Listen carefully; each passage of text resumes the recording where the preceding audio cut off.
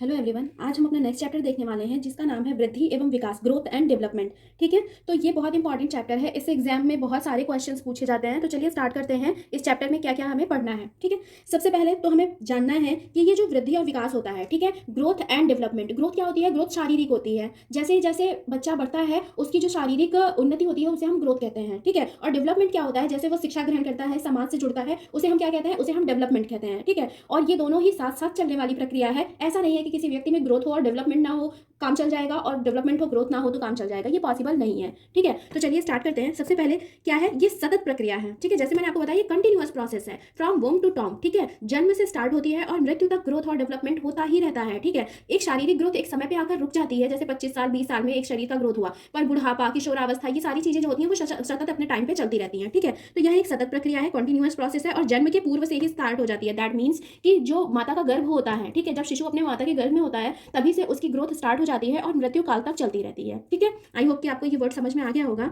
उसके बाद से एक साइकोलॉजिस्ट है हॉर्लॉक। ठीक है, हॉर्लॉक जो है इन्होंने बेसिकली जो ये चेंजेस होते हैं ग्रोथ एंड डेवलपमेंट के, इसको 4 वर्गों में विभाजित किया है। अब ये ग्रोथ एंड डेवलपमेंट के जो परिवर्तन होते हैं मनुष्य में, वो 4 किस किस परिवर्तनों में विभाजित किया है? पहली बात तो आकार में परिवर्तन। ठीक है, आकार में कैसे चेंज होगा, आकार में परिवर्तन बताया है। फिर अनुपात में परिवर्तन। ठीक है, जो शारीरिक बनावट होती है हर मनुष्य की अलग अलग होती है। कोई 5 फुट का होगा, कोई 6 फुट का होगा, कोई उससे भी कम होगा। ठीक है, तो कैसे, कोई मोटा होगा कोई पतला होगा, तो इस तरीके से स्थूल होगा सूक्ष्म होगा, इस तरीके से उसके अनुपात में भी परिवर्तन होता है। किसकी क्या डेवलपमेंट है, ग्रोथ अलग अलग होती है। फिर पुराने लक्षण का विलुप्त हो जाना, जैसे कुछ पुराने लक्षण शरीर में हैं। ठीक है, ग्रोथ कैसे हो रही है? जैसे सबसे पहले माना जाता है कि एक कुछ अवशेषी अंग होते हैं शरीर में। ठीक है, तो वो धीरे धीरे विलुप्त होते जाते हैं। जैसे पहले के जो आदिमानव होते थे उनके शरीर पे बहुत सारे बाल होते थे, अब शरीर पे इतने ज्यादा हेयर ग्रोथ नहीं होती है। तो कुछ पुराने लक्षण जो होते हैं वो विलुप्त हो चुके होते हैं जीवन में पीढ़ियों में, और नए लक्षण का प्रकट होना, नए लक्षण बन जाते हैं। ठीक है, जैसे पहले जो लोग होते थे उनकी हाइट बहुत ज्यादा होती थी, वातावरण का एक पॉजिटिव इफेक्ट पड़ता था। अब वातावरण का इतना नेगेटिव इफेक्ट भी पड़ता है पॉल्यूशन वगैरह का, कि अमूमन क्या होता है कि हार्ट जो होती है वो छोटी होती है। हाँ, ग्रोथ जो सेकेंडरी लक्षण होते हैं हमारे डेवलपमेंट के ग्रोथ के, वो क्या होते हैं अब बहुत जल्दी से पता चलते हैं। ठीक है, लोग जल्दी बड़े हो जाते हैं, जल्दी बूढ़े हो जाते हैं। ठीक है, तो ये सब बेसिकली क्या है कि नए लक्षणों का भी प्रकट होना ये एक कारण है। तो बेसिकली हमें जानना है कि हॉर्लॉक ने इसे 4 वर्गों में परिवर्तन को डिवाइड किया है। एक आकार में है, सेकंड अनुपात में है, फिर थर्ड है पुराने लक्षणों का विलुप्त होना और नए लक्षणों का प्रकट होना। आई होप आपको ये 4 पॉइंट इजीली समझ में आ गए होंगे। देखिए, अब हमारा नेक्स्ट टॉपिक है वृद्धि और विकास में अंतर। ठीक है, तो difference between growth and development. Growth और डेवलपमेंट में बेसिकली क्या है कि जो ग्रोथ होती है वो, क्या आप ग्रोथ को विकास बता सकते हैं कि ग्रोथ ही डेवलपमेंट है या उससे मिलती जुलती है कुछ है? नहीं, ये दोनों क्या है, इनमें कुछ बेसिक डेवलपमेंट है। ग्रोथ शारीरिक होता है और विकास डेवलपमेंट जो होता है वो मानसिक और शारीरिक दोनों होता है।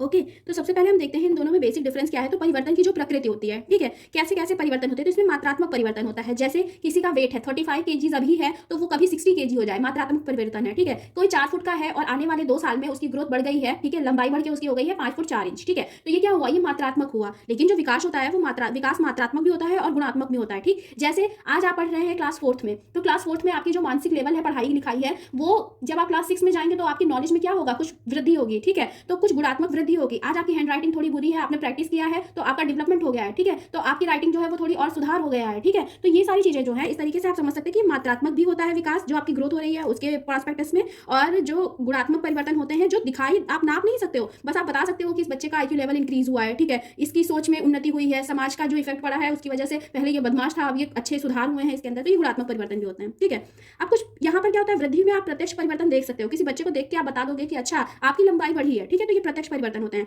लेकिन यहाँ पर क्या होता है, विकास जो होता है वो अप्रत्यक्ष परिवर्तन होता है। कैसे कि आप किसी इंसान को देखोगे तो आप ये नहीं बता सकते हो कि 100 ग्राम उसके पास बुद्धि बढ़ी है। ठीक है, बढ़ी है, वो क्वेश्चन सॉल्व कर लेगा, उसका रीजनिंग कैपेबिलिटी इंक्रीज हुई है, बट आप ये नहीं बता दोगे कि अरे तुमसे मैं 1 महीने पहले मिला था तो तुम्हारे पास 100 ग्राम बुद्धि कम थी, अब तुम्हारे पास 100 ग्राम बुद्धि ज्यादा हो गई है। नहीं, आप उसको प्रत्यक्ष रूप से नहीं बता सकते हो, तो यह अप्रत्यक्ष परिवर्तन होता है।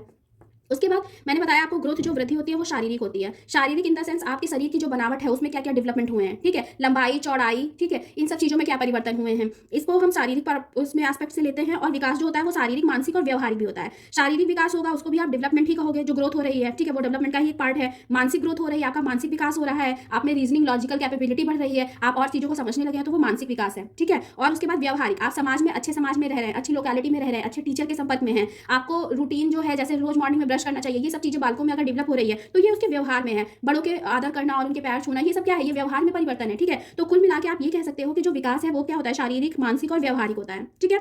उसके बाद वृद्धि जो होती है वो रचनात्मक है, ठीक है। वृद्धि क्या है, रचनात्मक है। और ये क्या है, विकास जो है वो रचनात्मक और विनाशात्मक दोनों है। कैसे ये विनाशात्मक है, देखिए जो ग्रोथ हो रही है ना, आप किसी की हाइट कभी कम होती हुई तो नहीं दिखी है ना, हमेशा हाइट बढ़ती हुई दिखी है, ठीक है। तो वो क्या है, वो ग्रोथ कहलाती है, ठीक है। तो ग्रोथ हो गई। आपने कभी देखा होगा किसी ने वेट लॉस किया है तो उसको ग्रोथ नहीं कहेंगे, उसको या तो उसने किसी कारण से किया है, बहुत हैवी वेट था, बल्कि था, ओबेसिटी का शिकार था, डॉक्टर ने उसे समझाया है, या योगा करता है या कुछ भी करता है, तो वो क्या है, उसने उन चीज़ों को, उसको ग्रोथ की श्रेणी में नहीं रखेंगे, ठीक है, वेट लॉस और इन सब चीज़ों को। आपने कहा है कि ग्रोथ जो है वो एक नेचुरल प्रोसेस है, ठीक है। वो क्या है कि वो अपने शरीर में उसको कुछ असामान्यताएं महसूस हुई तो उसने अपने वेट को बढ़ाना घटाना, ये सब मनुष्य के हाथ में है। लेकिन जो नेचुरल प्रोसेस है कि आज 5 साल में बच्चा कैसा दिख रहा है, 10 साल में कैसा दिख रहा है, वो क्या है, वो रचनात्मक प्रोसेस है, ठीक है। तो वो रचनात्मक है। उसके बाद रचनात्मक और विनाशात्मक जो है वो विकास होता है। कैसे, अगर अच्छी संगति में है कोई छात्र, ठीक है, बच्चा अच्छी संगति में है तो वो रचनात्मक सीखेगा। अच्छे फ्रेंड है तो वो ग्रुप स्टडी करेगा, ठीक है, चीज़ों के बारे में इन्वेंशन करेगा, ठीक है, कुछ साइंस और रिसर्च से रिलेटेड चीज़ें सीखेगा। विनाशात्मक कैसा होता है कि आप ये सोच सकते हो कि अगर माहौल वैसा नहीं है, ठीक है, बच्चे के आसपास पढ़ाई लिखाई का माहौल नहीं है, समुदाय अच्छा नहीं है जहाँ वो रहता है, तो वो क्या सीखेगा, वो घूमना फिरना या फिर इस तरीके से ऐसा सीखेगा कि बात व्यवहार उसका खराब होगा, ठीक है। तो मतलब अच्छी नेगेटिव चीज़ें भी वो समाज से ही सीखता है, और उसका जो उस तरीके का विकास होगा उसको हम क्या कहेंगे, नेगेटिव डेवलपमेंट कहेंगे, नकारात्मक विकास कहेंगे। अगर मान लीजिए कि अफगानिस्तान में कोई बच्चा है, उसके आसपास बॉम्ब लगाने की फैक्ट्रीज हैं, वो उसी माहौल में रह रहा है, तो बचपन से उसके हाथ में कलम नहीं पकड़ाई जाएगी, उसके हाथ में बॉम्ब बनाने की ही सारी चीजें पकड़ाई जाएंगी, ठीक है। तो वो डेवलपमेंट तो है लेकिन वो विनाशात्मक है। आई होप आपको ये पॉइंट समझ में आ गया होगा।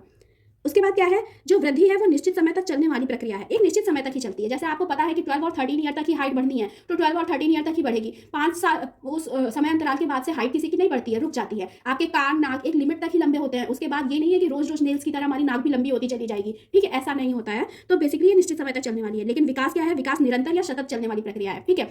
जो विकास होता है वो निरंतर चलता है, ठीक है, कंटिन्यू ऑर्डर में चलता है। आप मतलब ये जीवन पर्यंत चलेगा, आप अपने एंड ऑफ द लाइफ तक आप इसको कुछ ना कुछ नया सीखते रहेंगे। आप किसी भी इंसान से मिलेंगे, हर रोज व्यक्ति नई चीजें सीखता है, ठीक है। तो ये कंटिन्यू चलने वाली प्रक्रिया है, सतत, ठीक है, हमेशा चलती है, कभी भी डेवलपमेंट रुकता नहीं है, ठीक है। फिर उसके बाद से परिपक्वता ग्रहण करने तक, ठीक है, जब तक मैच्योरिटी नहीं आ जाती, जब तक आप में सेकेंडरी ग्रोथ कैरेक्टरिस्टिक्स नहीं आ जाती है। जैसे बॉयज में क्या होता है कि बियर्ड आ जाती है, मुस्टैच होती है, ठीक है, दाढ़ी मूछें होती हैं, ये सेकेंडरी कैरेक्टरिस्टिक्स होती हैं उनकी युवावस्था की, ठीक है। महिलाएं हैं, उनमें कई सारी ऐसी कैरेक्टरिस्टिक्स देखने को मिलती हैं, ठीक है। तो इस तरीके से एक लिमिट तक 14 और 15 ईयर तक ही आपको ये ग्रोथ दिखाई देगा, ठीक है, परिपक्वता ग्रहण करने तक, जब तक कि उनका संपूर्ण विकास, शारीरिक विकास हो नहीं जाता है। उसके बाद से उनमें ऐसा कोई परिवर्तन नहीं होगा, ठीक है, जिसको आप ग्रोथ की श्रेणी में रख सकें।